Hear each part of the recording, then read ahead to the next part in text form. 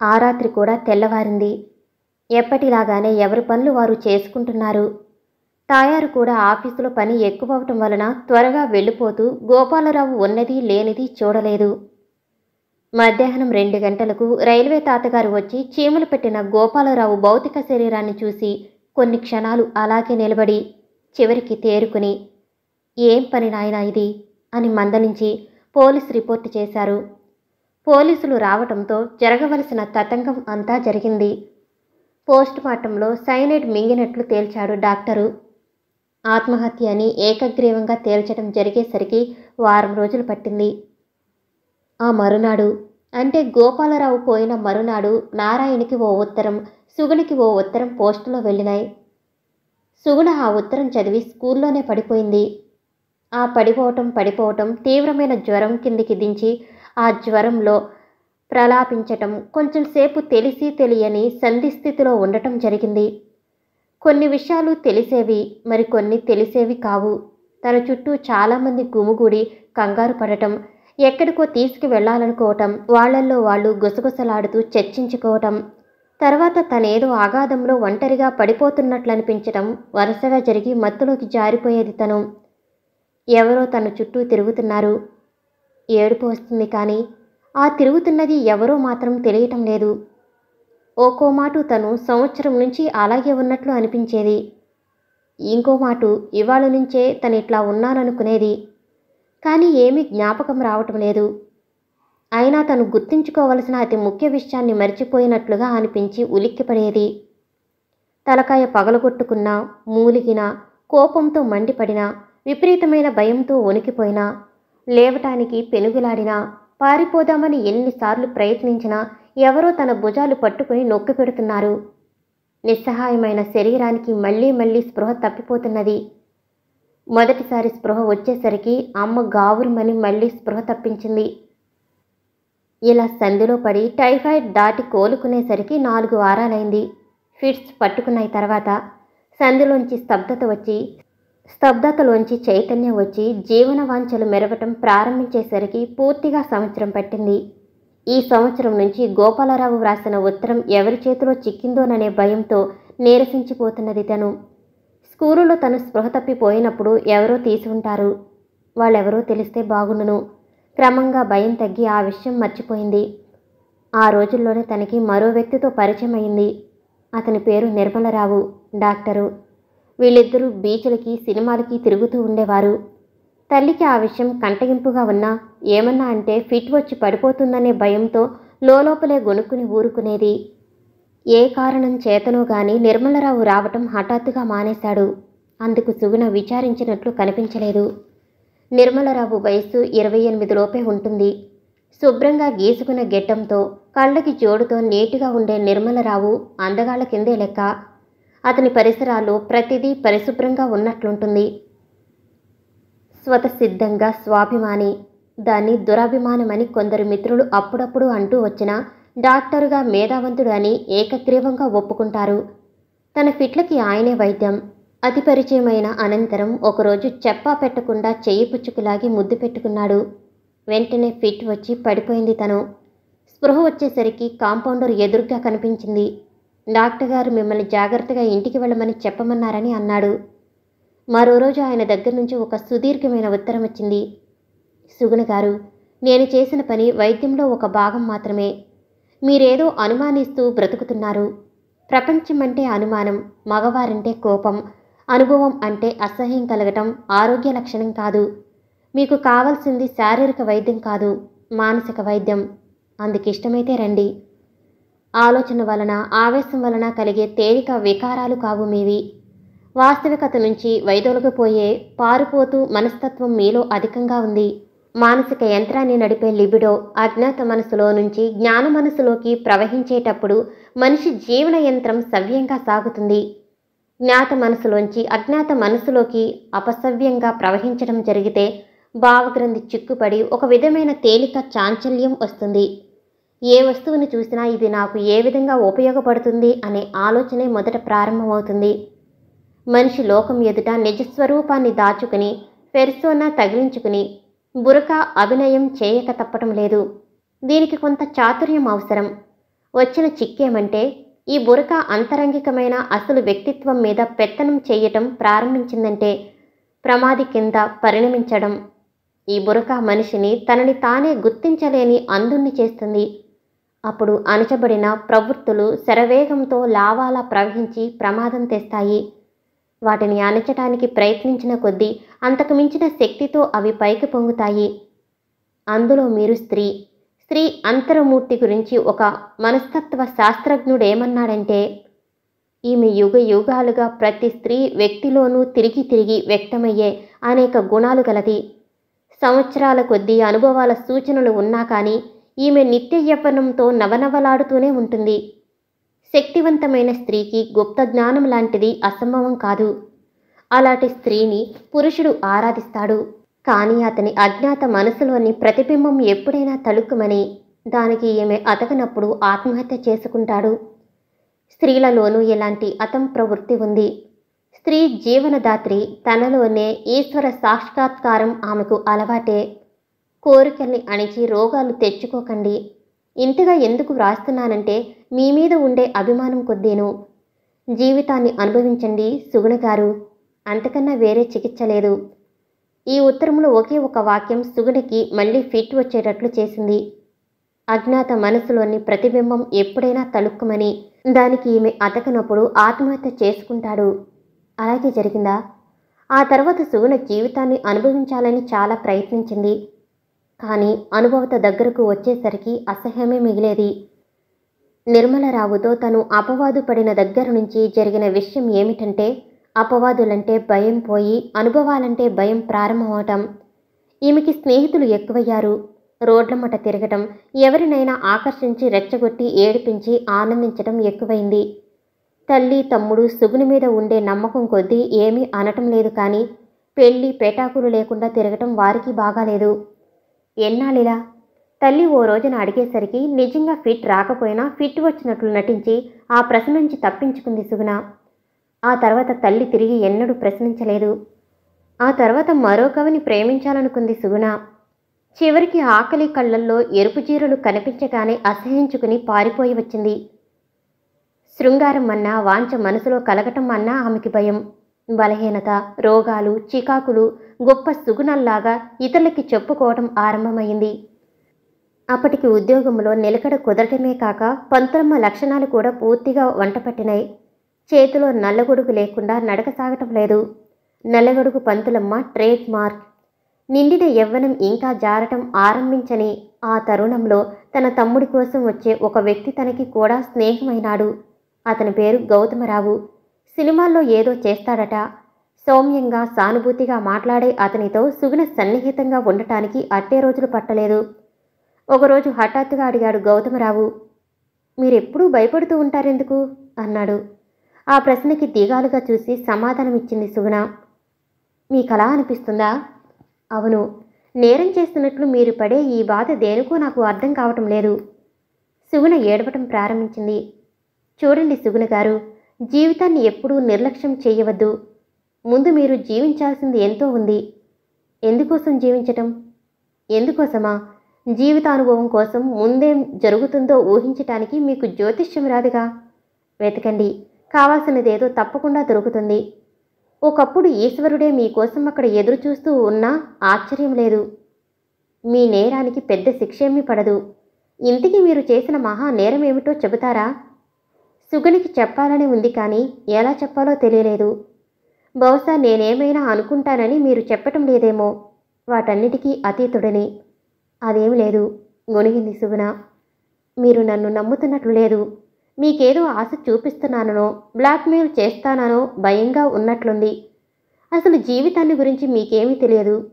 ఏదో ఆదర్శాన్ని దృష్టిలో పెట్టుకుని దాన్ని ఆచరణలో అవలంబించేసరికి సిగ్గుపడి బాధపడాల్సిన పరిస్థితులేవో వచ్చి ఉంటాయి. మీరు నేరం చేసిన లోకంలో మిగతా నేరస్తుల కన్నా 1,00,000 రెట్లు నయం. వాళ్ళు నేరం చేయటంలో సంతృప్తిని, అత్యానందాన్ని కూడా అనుభవిస్తారు. పోనీ గాని మారుపై ఎక్కడికైనా వెళ్ళరాదు. ఎక్కడికి వెళ్ళను? ఎక్కడికైనా సరే, ఆలోచన లేకుండా మిగతా వాళ్లతో కలిసిపోయే చోటికి. ఇలా సందేహాలతో సతమతమైతే ఈ జీవిత ప్రవాహంలో ఎక్కడ తేలుతారు? మీ నేరం ఏమిటో తెలియకపోయినా మీరు మాత్రం ఇంకా చాలా రోజులు జీవించాల్సి ఉంటుందని మాత్రం చెప్పగలను. ఏమో, ఎవరు చెప్పగలరు? ఆ సర్వేశ్వరుడు మీకోసం మంచి జీవితాన్ని నిర్ణయించాడేమో. అందుకే అధైర్యపడకుండా గుండె దిటవుతో సుఖంగా బ్రతకటానికి ప్రయత్నించండి. మీరు నన్ను నమ్మటం లేదని నాకు తెలుసు. అయినా కాలంతో పాటు జీవితం మీద ప్రేమ పుట్టుకు వస్తుంది.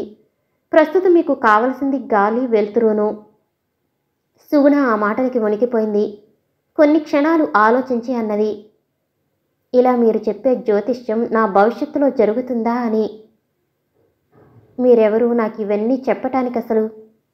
ఎవరినంటే ఏం చెప్పను. జీవితంలో అన్నీ చూసిన మానవుడిని, బుద్ధి దయ ఉన్న మామూలు మనిషిని, అనుభవంలో కొన్ని గ్రహించి అమల్లో పెడుతున్నవాడిని.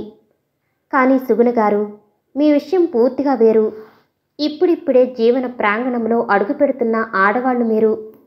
బహుశా మీ ముందు జీవితంలో మీ నేరం తాలూకు ఛాయలేమీ అగుపించకపోవచ్చు. పరిస్థితిలో రాబోయే మార్పులకి భయపడకండి. సుఖించటానికి భయపడకండి. దీర్ఘకాలం అంధకారంలో బ్రతకాలని ఆరాటపడకండి. వెన్నెలలా వెలగటానికి ప్రయత్నించండి. అతని మాటలకి సుగుణ నవ్వి ఊరుకుంది కానీ సమాధానం చెప్పలేదు. ఇదివరకు తను ఇలాంటి మాటలకి అలవాటు పడలేదు. ఆ సంగతి జ్ఞాపకం వస్తేనే భయపడి మోచ్చ తెచ్చుకునేది. ఇప్పుడు నవ్వైనా నవ్వుతుందంటే అదో సుగుణం. ఎందుకు నవ్వు? నేను వంచకుడినో కాదో తర్వాత తెలుసుకుంటారు అన్నాడు గౌతమరావు. తామిద్దరికీ మధ్య ఇలాంటి సంభాషణలు ఎన్ని జరిగినా ఏదో నేరం చేశానని చెప్పేది కానీ ఆ నేరస్వరూపం మాత్రం చెప్పేది కాదు. క్రమంగా కాలం గడిచిన కొద్దీ తనడి దేహవాంఛలు కూడా వేధించడం ప్రారంభించినాయి.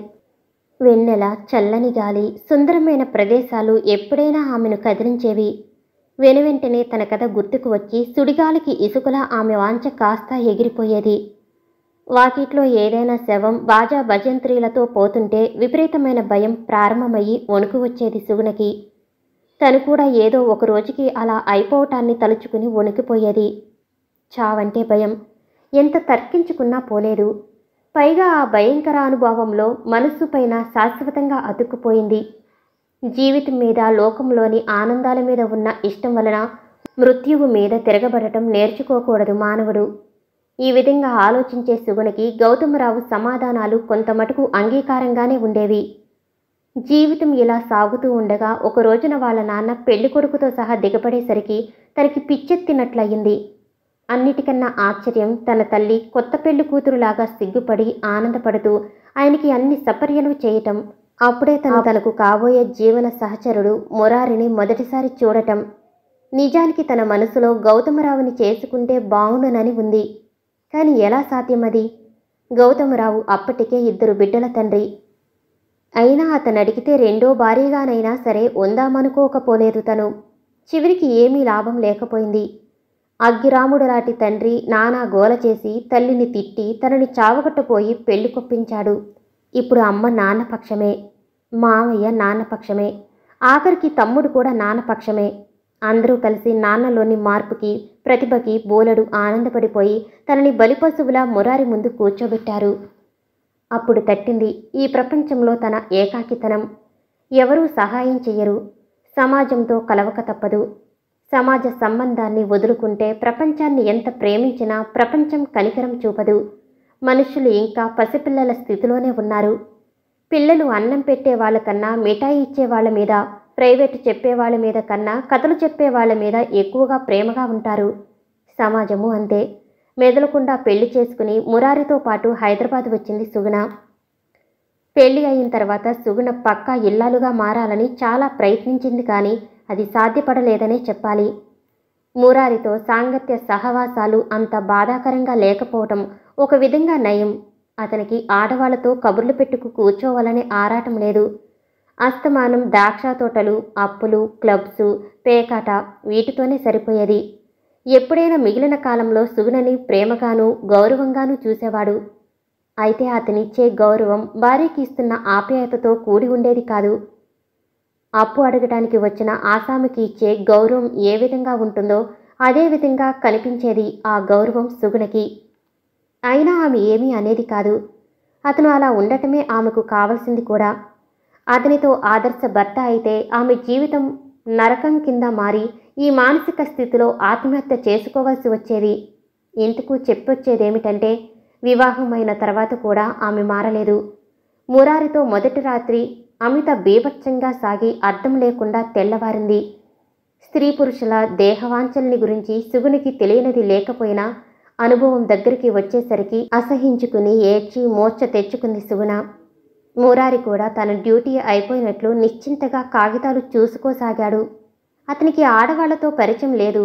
వాళ్ళెలా ఎప్పుడెప్పుడు ఏ విధంగా ప్రవర్తిస్తారో అతని ఊహకి అందని విషయం అవటం వలన ఇది ఇంతే కాబోలు అని అట్టే దిగులు పడకుండా అవతలికి వెళ్ళిపోయినాడు. సుగుణ తల్లి తెల్లవార్లు కూతుర్ని తిట్టి పగలల్లా నీతులు చెప్పి మళ్లీ రాత్రి అయ్యేసరికి గదిలోకి పంపించింది. శరీరంలో ఒక చిత్రం ఉంది. అది కేవలం దేహవాంఛలకి సంబంధించిన విషయం. ఏమిటంటే ఏ మగవాడైనా లేదా ఏ స్త్రీ అయినా మొదటి కలయిక ఆనందాన్ని కలిగించవచ్చును లేదా కలిగించకపోవచ్చును. అయినా విధిగా రెండో కలయిక ఆనందాన్ని కలిగిస్తుంది. ఆ రాత్రి విషయాలు జ్ఞాపకం వచ్చి ఆంతర్యం విముఖమైనా సరే శరీరం సుముఖంగా ఉండటం జరిగి తీరుతుంది. సుగుణ విషయంలో అదే జరిగింది. అది కాక సుగుణలో ప్రవహిస్తున్న రక్తం ఆనవాయితీ సంబంధించినది అవటం రెండో కారణం. ఏది ఏమైనా శరీర సుఖానికి అలవాటు పడ్డది సుగుణ. హైదరాబాద్లో హిమాయత్ నగరంలో ఉన్న చిన్న అందమైన ఇల్లు మురారి ఈ మధ్యనే కొన్నాడు. అతని సంపాదన అంతా ఆ ఇల్లు ఒక్కటే. అది కాక వ్యాపారం ఉన్నా కానీ దినం గడవటానికి పుష్కలంగా సరిపోయేది కానీ పెద్దగా మిగిలేది కాదు. అందుకతను విచారించనూ లేదు. అయినా రాజధాని నగరంలో అందమైన ఇల్లు ఉండటం వలన అతను సమకాలీన సమాజంలో భాగ్యవంతుడిగానే పరిగణింపబడుతున్నాడు. మురారి సరిగ్గా పెళ్లి చేసుకోవాలనుకునే సమయంలో సుగుణ తండ్రి తటస్థపడి సుగుణని ఇవ్వటం జరిగింది. ప్రతిదీ లెక్క ప్రకారం చేసే మురారి సుగుణని చూడగానే వెంటనే ఒప్పేసుకున్నాడు. అందంగా కుందేలు పిల్లలా ముద్దుగా ఉన్న ఈ ఆడపిల్ల తన కొత్త ఇంటికి మ్యాచ్ అవుతుందని అతనికి అనిపించింది. సరిగ్గా అలాగే జరిగింది. అతని స్నేహితులంతా కూడా అదే మాటన్నారు. సుగుణకి మూర్ఛలొస్తాయని అతనికి మొదటి రాత్రి తెలిసినా అది రోగం కింద భావించలేదు మురారి. ఆ పైన అతని డాక్టర్ మిత్రుడొకడు ఆడవాళ్లలో చాలామంది అనేక కారణాల వల్ల మూర్ఛలు నటిస్తారు గాని నిజంగా మూర్ఛపోరని నమ్మకంగా చెప్పాడు. దాంతో సుగుణ మూర్ఛపోయినప్పుడల్లా స్మైలింగ్ సాల్ట్ వాసన చూపించి లేవగానే ఏం కావాలి సుగుణ అని అడిగేవాడు మురారి. మొదట ఈ ప్రశ్న అర్థం కాలేదు కానీ చివరికి అతనేది ఊహిస్తున్నాడో అర్థం చేసుకుని తనలో తన్ను నవ్వుకుని అందుకు అనుగుణంగానే ప్రవర్తించసాగింది తను కూడా. ఆ తర్వాత సుగుణ మూర్ఛపోయినప్పుడల్లా ఇంట్లోకి ఏదో ఒకటి వచ్చేది. ఇప్పుడు మూర్ఛ కూడా తరచూ రావటం లేదు. నెలకి ఒకసారో రెండుసార్లు వచ్చి వెంటనే తెలివి వస్తున్నది. గత జీవితం జ్ఞాపకానికి వచ్చినా గోపాలరావు ఉత్తరం జ్ఞాపకానికి వచ్చినా విధిగా మూర్ఛ వచ్చి ఆ జ్ఞాపకాన్నించి రక్షించేది. అందుకే హృదయపూర్వకంగా మూర్ఛని ఆహ్వానించేది ఆమె. ఇంట్లో కావలసినవన్నీ ఉన్నాయి. ఏమీ లోపం లేదు, చింత లేదు. సుగుణ కూడా మరే స్త్రీ ఆ స్థానంలో ఉన్నా తన అదృష్టానికి గర్వపడేది. కానీ సంధ్యా సమయాల్లో ఏదో అర్థం కాని ఆవేదన, కారణం లేని అసంతృప్తి, నిరాశతో కూడిన వ్యధ ఆమెను వదలటం లేదు. ఇది జన్మలో ఏర్పడ్డ జాడ్యం కాదు కదా అని మధ్య మధ్య ఆమెకి అనుమానం కలుగుతూ వస్తున్నది. నిరాశ వల్ల తను పొందగలిగింది, ఇతరులకి ఇవ్వగలిగింది అయిన సుఖం ఏమీ కనిపించటం లేదు. మనసుకి అందని ఈ బాధకి కారణం ఏమీ తెలియటం లేదు. ఒకవేళ ఈ నిరాశకు ఫలంగా ఏ నూతన కాంతిగాని కనిపిస్తుందేమో. ఈ చీకటి దారి చివరి ఆ కాంతి మంత్రం ఏదైనా ఉందేమో. ఈ విధంగా ఆత్మపరీక్ష చేసుకున్న సుగుణ ఆనాడల్లా మామూలుగా ఉండాలని ప్రయత్నించటం జరిగేది. ఇంతకన్నా దొడ్లో పూసిన చిన్న గడ్డి పువ్వు, గాలిలో కదిలే వింత ప్రాణం, తేజోరాశి అయిన ప్రభాత సూర్యుడు, ఆనందమైన నీలి గగనం ఆమెకు శాంతినిచ్చేవి. ఆనాటి సమయంలో చిన్నతనం, తన పల్లెటూరులో చెరువు నిండా విచ్చిన తామర పువ్వులు, బురదలో కడియాలు కొట్టుకుంటూ నీళ్లు తెచ్చే ఆడవాళ్లు, ముదురు నీలపు ముతక చీరల వెనకాల జవజవలాడుతున్న నల్లటి నడుములు, ఎర్రని మబ్బులు, ఎద్దుల్ని తోలుకుని పొలం పోయే పాలేళ్ల కందిపప్పు వేయించిన వాసనని గుర్తుకు తెచ్చే చుట్టవాసనలు, చెరువుగట్టున నీరెండలో చతికిలపడి కునికిపాట్లు పడే ముసలమ్మలు జ్ఞాపకం వచ్చి మనసు వెర్రి ఆనందంతో నిండిపోయేది. తను అక్కడే ఉంటే ఈ చదువు, నాగరికత వంటపట్టకుండా హాయిగా ఏ రైతునో పెళ్లాడి సుఖంగా కడియాలతోనూ ముతక చీరలతోనూ కాలం గడిపివేసేది. ఇదంతా తన తల్లిదండ్రుల దోషం. నిజం చెప్పాలంటే ఈ లోకంలో మనుషులు బ్రతుకుతున్నారు కానీ జీవించటం లేదు. ఇంత చక్కగా ఊహించగలిగిన అమృతత్వం కోసం జీవయాత్ర సాగించడం కోరిక బలవంతం కోసం బ్రతికే ఈ మానవ జాతిలో ఉండటం చేతకాకే అతను చనిపోయాడేమో. ఆ ఉన్మాదం తాత్కాలికంగా ప్రకోపిస్తూ తగ్గుతూ రావటం డాక్టర్ల మాట అటుంచి కనీసం ఆమెకు కూడా తెలియలేదు. ఆ ఉన్మాదం వచ్చినప్పుడు ఇంట్లో ఏది అడ్డం వస్తే దాన్ని పగలగొట్టి మురారిని తిట్టి పని మనిషిని వెళ్ళకొట్టి చివరకు ఏడుస్తూ కూర్చునేది. ఒకసారి మురారి జేబులో ఉన్న ముఖ్యమైన కాగితాన్ని చింపి పారవేసేసరికి అతను చిన్నపుచ్చుకోవటమే కాక కోపం తెచ్చుకుని ఆమెను తిట్టాడు. అక్కడి నుంచి మోర్చపోయింది సుగుణ. ఈ సంఘటన జరిగిన తర్వాత ఆమెలో ఒక విధమైన ఉన్మాదం ప్రకోశించి నేరం చెయ్యాలనే వాంఛ మరింత జాస్తి అయిందనే చెప్పాలి. తనలో వికృతమైన ఈ మనస్తత్వం ఉన్నదని సుగుణకి అనుమానం కూడా కలగలేదు. 18వ శతాబ్దంలో పిచ్చివాళ్లు ఏదైనా నేరం చేస్తే అవన్నీ మనంపూర్వకంగా చేశారని నమ్మి శిక్షించేవారు. వాళ్ళని ఇతర ఖైదీలతో పాటు క్రూరంగా నిర్దాక్షిణ్యంగా హింసించేవాళ్ళు. ఈ విధమైన శిక్షలతో చాలామంది పిచ్చివాళ్లు చనిపోవటం కూడా జరిగేది. అనంతరం ఫినల్ అనే ఫ్రెంచ్ డాక్టరు అలజడి మూలంగా పిచ్చివాళ్ల మీద సానుభూతి చూపటం ప్రారంభమైంది. ఆ తర్వాత అతని శిష్యుడైన ఎన్యూరోక్ చేసిన ప్రత్యేక పరిశోధన వల్ల నేరం చేయటానికి మానసిక శ్రేణిలో కలిగే ఒడిదుడుకులు కారణం అనే సంగతి రుజువయ్యి పిచ్చివాళ్ల మీద సానుభూతి పెరిగింది. అదీ కాక మామూలు మనుషుల్లో కూడా ఎపిలెసీ అనే జాడ్యం ప్రకోపించినప్పుడు వ్యక్తి అతి ఉడుకుమోతుతనంలో ఉద్రేకంలో హత్యలు చేయటానికి కూడా జంకరని నిర్ణయమైంది. ఈ రోగం సగం దైహికంగానూ సగం మానసికంగానూ ప్రారంభమవుతుంది. మానసికంగా అనుభవించే భయంకర విచారం మూలంగా వికృతమైన మానసికావస్థ ఏర్పడి ఘోరమైన మత్తు మెదడుకి కలగటం వలన మూర్ఛలు ప్రారంభమయ్యి ఆ మూర్ఛలకి ముందు గాని వెనుక గాని నైతిక పతనం, కొట్టటం, అపనిందలు మాట్లాడడం, ఇంకా ముదిరినప్పుడు హత్య, ఆత్మహత్య లాంటివి చేయటం సంభవిస్తుంది. ఎపిలెసీ రోగపీడితులు మంచివాళ్లలో నేరాలు చేసేవాళ్ళు, కానీ పిచ్చివాళ్లకు దొరికే సానుభూతి వెలుగు దొరకదు. ప్రస్తుతం సుగుణకి ఎపిలెసీ వ్యాధి ఉందని గ్రహించే వాళ్ళెవరూ ఆ చుట్టుపక్కల లేరు. అందుకే ఆ రోజు మురారి తిట్లకి మూర్ఛపోయి లేచినప్పటి నుంచి దేన్ని చూసినా అసహ్యం, కోపం ప్రారంభమయ్యి ప్రపంచాన్ని శపించాలని, ప్రపంచం తగలబడిపోవాలని అనిపించసాగింది ఆమెకు. గులాబీ మొగ్గలు తుంపటం, చిగురించిన తీగలు విరిచేయటం, పిచ్చుక గూళ్ళు రాలకొట్టడం, పెంపుడు కుక్కని చావగొట్టడం, చేతికందినవి పగలగొట్టడం ప్రారంభించింది సుగుణ. మురారికి సుగుణ కోపకారణం బోధపడక రోజులో ఎక్కువ భాగం బయటనే గడిపి బెడద తప్పించుకున్నాడు. కానీ సుగుణ మానసిక ప్రవృత్తిలో నైతిక పతనం ప్రారంభమవుతుందనే విషయం అర్థం చేసుకోలేకపోయినాడు. అయినా అతను సామాన్య మానవుడు. ఈ వికృత మానసిక స్థితుల్ని గురించి అతనికి ఏమీ తెలియదు. సరిగ్గా ఇదే సమయంలో మంచివాడనిపించే మోసగాడొకడు సుగుణకి తటస్థపడటం జరిగింది. అతని పేరు వెంకటరావు, ప్రభుత్వ ఉద్యోగి. వీళ్ళ ఇంటికి 10 ఇళ్లవతల అద్దెకుంటున్నాడు. మొదట వాళ్ళ ఆవిడతో పరిచయమయ్యి చివరికి అతనితో చనువెక్కువయింది సుగుణకి. నల్లగా దూలంలా 6 అడుగుల పొడవున బలంగా ఎలుగుబంటిలాగా ఉండే వెంకటరావు సుగుణంటే ఆరాధన నటించడం ప్రారంభించాడు. సాయంత్రం అయ్యేసరికి తయారయ్యి అర్ధరాత్రి అయినా వెళ్ళేవాడు కాదు. విచిత్రం ఏమిటంటే మురారిలాగానే వెంకట్రావు భార్య కూడా ఏమీ పట్టించుకోలేకపోవటం. ఈ మనిషి ప్రతిరోజు ఎందుకు వస్తున్నాడని ఎవరూ ఆలోచించినట్లు లేదు. అతనిలాంటి రంగు, రుచి, వాసన లేని వాడితో సుగుణ లాంటి కళ మనస్తత్వం కలిగిన స్త్రీ ఏం మాట్లాడుతుందో కూడా ఎవరూ ఆలోచించినట్లు లేదు. ఇలా కొంతకాలం జరిగిన తర్వాత వీళ్ళిద్దరికీ దేహ సంబంధం లేకపోయినా ఉన్నదని రూఢి అయిపోయింది. ఆ చుట్టుపక్కల ఎవరూ దాన్ని గురించి పట్టించుకోనంత పాతపడిపోయింది కూడా. వెంకటరావు ప్రతిరోజు వస్తూనే ఉన్నాడు. సుగుణకి ఆ అపవాదు వల్ల మానసికోద్రేహం చాలా మటుకు తగ్గిందనే చెప్పాలి. ఆ అపనిందని తను చిరునవ్వుతో హెచ్చవేస్తూ చాలా రోజులు నిశ్చింతగా గడిపివేసింది. వెంకటరావు సంగతి వేరు. అతనిలో అతి జాడ్యం రోగంగా పరిణమించటం వలన స్త్రీలని మోసగించి క్రూరంగా అనుభవించటానికి అలవాటు పడ్డాడు. అసలు అతని మతం విషయంలో మొదట్లోనే బురిడీ తింది సుగుణ. ఆ తర్వాత అతనికి భార్య కాక మరో స్త్రీ ఉంటుందని తెలిసి అసహించుకున్న చివరికి సరిపుచ్చుకుంది. చిత్రం ఏమిటంటే ఆ స్త్రీ కూడా ఇంట్లోనే ఉండటం. హిందువనుకున్నవాడు క్రిస్టియన్ అవటంలో అభ్యంతరం లేదు, కానీ తను హిందువేనని అతను చెప్పటం చిరాకనిపించింది ఆమెకి. పైగా అతని భార్య బొట్టు పెట్టుకునేది. ఈ చిన్న విషయానికి అబద్ధం ఎందుకాడాడో ఆమెకు అంతుపట్టని విషయం. సుగుణ ఒక విధంగా అదృష్టవంతురాలు. అతని వాంఛకి ఆ ఇద్దరి స్త్రీలలాగా బలి కాలేదు. అయ్యేది దైవికంగా తప్పిపోయింది. వెంకటరావుకి తను ఆడవాళ్ళకి చాలా ప్రేమించదగిన వాడినని నమ్మకం ఉండటం వలన దానికి కావలసిన దోహదాలు చేస్తూ ఉండేవాడు. ముఖ్యంగా తను సర్వజ్ఞుడినని చెప్పకుండా చెప్పటం. రెండోది, తనకి కళ్ళల్లో ప్రవేశముందని సూచించటం.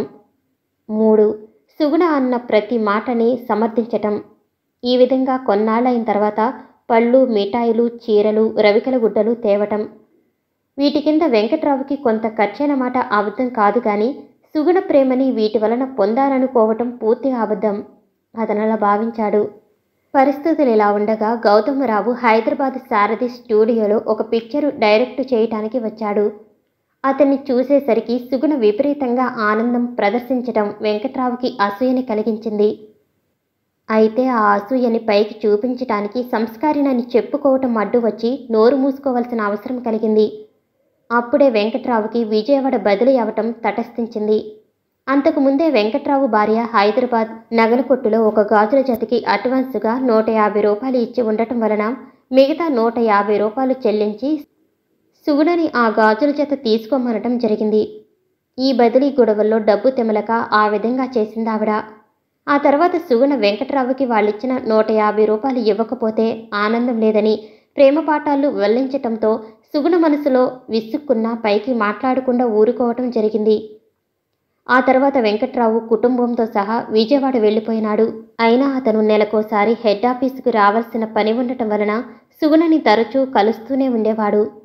ఎప్పుడు అతను వచ్చినా గౌతమరావు ఉండటం కానీ లేదా గౌతమరావు సుగుణ బయటికి వెళ్ళటం కానీ జరిగి అతనిలో ఉన్న నీచాతి నీచమైన అసూయ క్రమేణా పెరగటం ప్రారంభించింది. గౌతమరావుని అతను అర్థం చేసుకోలేదు. తను ఏ ఉద్దేశంతో సుగుణ దగ్గరికి వెళ్ళాడో ఆ ఉద్దేశంతోనే అతను వస్తున్నాడని ఖచ్చితంగా నమ్మటం కాకుండా సుగుణ అతని ఎదుట పడటం తన మొగతనానికే సవాలుగా భావించి లోపల కుళ్ళిపోసాగాడు వెంకట్రావు. ఒకసారి వెంకట్రావు భార్య హైదరాబాద్ వచ్చి సుగుణ చేతినున్న గాజుల ఒక పెళ్లికి పట్టుకెళ్ళింది. సుగుణకి ఇలాంటి విషయాల్లో తెలివితేటలు పట్టింపులు బొత్తిగా లేవు. కాగా వెంకట్రావు భార్య మీద జాలి కూడా ఉంది. అందుకే అడగంగానే కెంపులు పొదిగిన ఆ అందమైన గాజుల జత తీసి ఇచ్చింది. నిజానికి అందులో సగం డబ్బే తనది. ఈ సంఘటన జరిగినట్లుగా కూడా సుగుణ మర్చిపోయింది. సంవత్సరం గడిచినా ఆ గాజుల జత వెనక్కి రానూ లేదు. సుగుణ చాలాసేపు ఆలోచించి ఒక కార్డు రాసి వేస్తే శ్రీవారు ఇవ్వొద్దన్నారని వెంకట్రావు భార్య జవాబు వ్రాసింది. సుగుణ ఆ విషయాన్ని గురించి ఏమీ మాట్లాడలేదు. గౌతమరావు స్నేహంలో ఆమె జీవితాన్ని అర్థం చేసుకోవటానికి ప్రయత్నిస్తూ చాలా కాలం గడిపింది. ఈ మధ్యలో ఒకసారి వెంకట్రావు వస్తే గాజుల సంగతి మామూలుగా అడిగితే పెళ్లికి పెట్టుకెళ్లానని రాగానే పంపిస్తానని చెప్పాడు. ఆ తర్వాత వెంకట్రావు అసూయ మరీ పెరగనారంభించింది. అతను వ్రాసే సుదీర్ఘమైన ప్రేమ లేఖల్లో నువ్వు చెడిపోయావని చెప్పుకుంటున్నారు. బాగా బ్రతకడం నేర్చుకో. ఎంతోమంది నీలాంటి వాళ్ళు చివరికి వ్యభిచార గృహాల్లో చేరటం చూస్తున్నాం. ఆ గౌతమరావెవడు? ఇలాంటి వాక్యాలు దొరలటం వలన సుగుణ అసహించుకుని సమాధానాలు ఇవ్వటము కూడా మానివేసింది. అతని మనసులో తనకి కానీ సుగుణ అలా నాశనమైపోతే బావుననే కోరిక ఆ విధంగా వ్రాయించిందన్న విషయాన్ని గ్రహించలేని సుగుణలో తనని, తన పెద్ద కుటుంబాన్ని, నిష్కల్మషమైన తన శీలాన్ని అతను అవమానించాడన్న అసహ్యమే మిగిలింది. ఇప్పుడు సుగుణ ఆరోగ్యం, మానసిక వైకల్యం, మూర్ఛలు కొద్దిగా తగ్గినాయి. ఆమె గర్భవతి అన్న విషయం విన్న మురారి ఆమెను కాలు కింద పెట్టనీయటం లేదు. గర్భవతికి సహజంగా కొన్ని కోరికలు కలుగుతాయి. అవి ఎందుకు కలుగుతాయో దానికి శాస్త్రీయాధారం ఏమీ లేదు. ఈ కోరికల్లో ఒకటి వెంకట్రావు భార్య పట్టుకెళ్లిన గాజులు తిరిగి కావాలనిపించటం. ఆవిడ అరువు పట్టుకెళ్ళిందనే విషయము మురారికి తెలుసు కనుక అతని చేత వెంకట్రావుకి ఉత్తరం వ్రాయించింది సుగుణ. దానికి వెంకట్రావు ఇచ్చిన సమాధానం కవిత్వంలో ఉంది కానీ అందులో గాజుల విషయం బొత్తిగా లేదు. ఈ తడవ ఒళ్ళు మండిన సుగుణ స్వయంగా వ్రాసింది. అందులో మీ డబ్బు సగం ఉన్నమాట నిజమే. ఆ డబ్బు పంపించేస్తాను. దయచేసి ఆ గాజుల జత పంపండి. మీ ఉత్తరాలు, మీ మాటలు, చేష్టలు చూస్తే నన్ను డబ్బు పెట్టి కొనాలనుకున్నారని స్పష్టంగా కనిపిస్తుంది. అలాంటప్పుడు ఆ గాజుల జత అరువుకి తీసుకెళ్లటం ఎందుకు? అడిగితే ఇదిగో పంపుతున్నామని అబద్ధాలాడటం ఎందుకు? ఇప్పుడు మీ డబ్బు పెట్టుబడి నా మీద వృధా అయ్యిందని అడ్డదారిలో ఆ గాజులు సంపాదించటం దేనికి? ఇదంతా నాకు చాలా అసహ్యంగా ఉంది. ఆ గాజులు పంపితే 24 గంటల్లో పంపండి, లేకపోతే జీవితంలో మీ మొహం నాకు చూపించకండి అని వ్రాసింది. ఆ ఉత్తరానికి వెంకట్రావు సమాధానం చాలా నీచంగా కనిపించింది. నువ్వు కృతజ్ఞురాలివి. ఎవరితో పడితే వాళ్లతో పోయే కులటవి. ఆర్జన కోసం నన్ను ఉపయోగించుకున్నావు. ఆ గాజుల జత పెట్టుకునే అర్హత నీకు లేదు. నీకున్న ₹1,00,000 ఆస్తితో అవి కొనుక్కో అంటూ ఇంకా ఏవేవో అవమానకరమైన మాటలు వ్రాశాడు. ఆ ఉత్తరం చించి బాయిలర్లో పారేసి వెంకట్రావు పీడ గాజుల జతతో వదిలిపోయినందుకు ఆనందపడిపోయి ఆ సాయంత్రం ముత్యాల గాజులు కొనుక్కుంది సుగుణ. ఆమెకు 7వ నెల నడుస్తుంది అప్పట్లో.